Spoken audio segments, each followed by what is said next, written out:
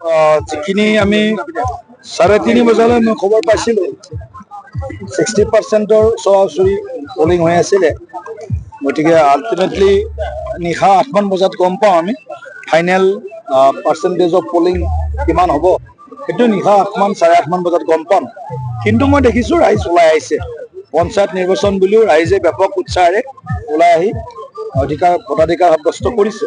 গতিকে যিসকলে আজি প্ৰথম পৰ্যায়ত ভোটদান কৰিলে সকলোকে মই বিশেষকৈ উজনি আৰু দক্ষিণ অসমৰ প্ৰতিগৰাকী ভোটাৰ ৰাইজক আন্তৰিকতাৰে কৃতজ্ঞতা আৰু ধন্যবাদ জ্ঞাপন কৰিছোঁ।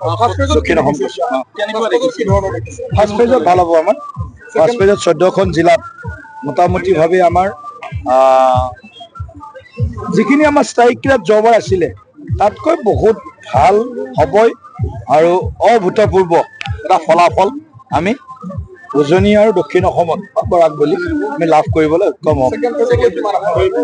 ছেকেণ্ড ফেজতো আমাৰ অঞ্চল ভেদে খুব মানে অভূতপূৰ্ব ফলাফল আমি আশা কৰিম। ৰাইজৰ আশীৰ্বাদ সঁহাৰি দেখিছোঁ য'তেই গৈছোঁ। মুখ্যমন্ত্ৰী ডাঙৰীয়াই হওক, মন্ত্ৰীসভাৰ সন্মানীয় সদস্যসকল হওক, সৰ্বানন্দ সোণোৱাল ডাঙৰীয়া হওক, আমি হওক, য'তেই গৈছোঁ ৰাইজৰ এটা ব্যাপক এটা উৎসাহ, উদ্দীপনা আৰু সভাসমূহত উপস্থিতি আমি দেখিবলৈ পাইছোঁ। ৰাইজটো আৰু এনেই ওলাই নাহে। ঘৰৰ পৰা ৰ'দ বৰষুণ কাটি কৰি ৰ'দ খায়, বৰষুণ খায়, গৰম খায়, ধুমুহা খায়, ৰাইজটো আৰু ঘৰৰ পৰা এনেই ওলাই নাহে। ৰাইজে মনৰ এটা সংকল্প লয় যে আমি কিবা এটা সিদ্ধান্ত ল'ম আৰু যিটো সিদ্ধান্ত হ'ব, যিখন মিটিঙত আহিছোঁ, যিটো দলে পতা মিটিং, সেইখন মিটিঙত যিখন অৰ্গেনাইজ কৰিছে সেই দলটোকে ভোট দিবলৈ আহে। নহ'লে তো বেলেগ দলক ভোট দিম বুলি ভাবি বিজেপিৰ মিটিঙত নাহে। গতিকে তেনেকুৱা এটা উৎসাহ দেখিবলৈ পাইছোঁ নামনি অসমত। গৌৰৱ গগৈ পাকিস্তান ভ্ৰমণৰ প্ৰসংগটো আপুনি আজি উল্লেখ কৰিছে, আজি কথাই কৈছোঁ, গোসাঁই ঘৰত কোন কল খোৱা নাই?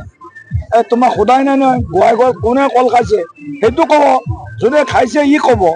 এতিয়া পাকিস্তানত গৈছে নে যোৱা নাই? হাই য়া না কিয় কৈ নিদিয়ে? ক'ৰবাত কৈ বান্ধি ধৰিছেনে গলত কিবা তেওঁ কৈ দিলে হ'ল গৈছোঁ যোৱা নাই। অসমৰ ৰাইজটো আৰু তেওঁক ভাল পোৱা ৰাইজো আছে নহয়, ভাল পোৱা ৰাইজখিনিয়ে ভাল পাব নহয়।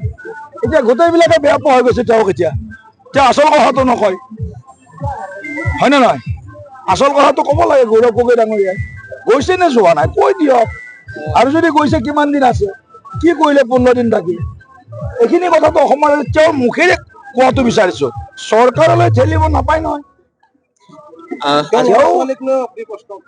নিশ্চিতভাৱে বিভিন্ন সূত্ৰত আপোনালোকৰ মাধ্যমতে যিবিলাক খবৰ পাই আছো, এই খবৰবিলাকে কি কৈছে যে নাগৰিকত্ব তেওঁলোকৰ ভাৰতীয়ৰ পৰা গৈ ব্ৰিটেইন নাগৰিকত্ব ল'লে। এনেকুৱা যদি কথা হয় তেনেহ'লে যদি নিজৰ এই জন্মভূমি মাতৃভূমিখনৰ প্ৰতি যদি নিজে জন্ম দিয়া সন্তানটোক যদি এই যিটো নাগৰিকত্বৰ অধিকাৰৰ পৰা মাক দেউতাকে তেওঁলোকেতো জনা হোৱা নাই, যদি অধিকাৰৰ পৰা বঞ্চিত কৰে, গতিকে এই কথাটো ভাৰতবৰ্ষৰ ৰাইজে গম পোৱা উচিত। তেওঁ কৈ দিয়ক মোৰ ল'ৰা ছোৱালী দুটা ভাৰতীয় নাগৰিক নহয়, বা মোৰ ল'ৰা ছোৱালী ভাৰতীয় নাগৰিক হয়, বা মোৰ ল'ৰা ছোৱালী দুয়োটাই দ্বৈত নাগৰিকত্ব লাভ কৰিছে। কথাটো কৈ দিয়ক। এইখিনি কথা নকৈ কেৱল মাত্ৰ তেওঁ মুখ্যমন্ত্ৰী ডাঙৰীয়াই হওক বা অন্য কোনোবা নেতাৰ কথাই হওক, তেওঁ খালি উত্তৰটো আওপকীয়া কৈ দিয়ক। যদি তেওঁৰ কথাও আছে, তেওঁক মই এইটোৱে আজিও কৈছোঁ, সদায় কৈ আছোঁ যে তেওঁ গৈছিল নে যোৱা নাই পাকিস্তানত? গৈছে যদি একো দোষাৰোপ কৰা নাই নহয়। গৈছে নে যোৱা নাই সেই কথা কৈ দিয়ক। আৰু 15 দিন কি কৰিলে সেই কথাটো কৈ দিয়ক। তেওঁতো এটা পাব্লিক লিডাৰ নহয় জানো? পাব্লিক লিডাৰৰ কথাখিনি আজি মই ৰাতিপুৱা ঘৰৰ পৰা ওলালে ক'ত যাম কি কৰিম ক'ৰবাত না ক'ৰবাত কোনোবাই গম পায়। এতিয়া 15 দিনত ভাৰতবৰ্ষৰ পৰা মানুহ এটা নাইকিয়া হৈ যাব, ক'ত থাকে কি কৰে সেইখিনি কথা জনাৰ ভাৰত চৰকাৰৰ অধিকাৰ আছে নহয়, জনগণৰ অধিকাৰ আছে নহয়। দিয়কচোন, কমচে কম কাৰো অধিকাৰ নাথাকিলেও যোৰহাট সংসদীয় সমষ্টিৰ ৰাইজৰ অধিকাৰ আছে যে মোৰ নেতাজন, আমি ভোট দিয়া নেতাজন, প্ৰতিনিধিজন আজি 15 দিন ক'ত থাকিলে, জনৰ অধিকাৰ আছে। এইটো কথা সুধি আছো।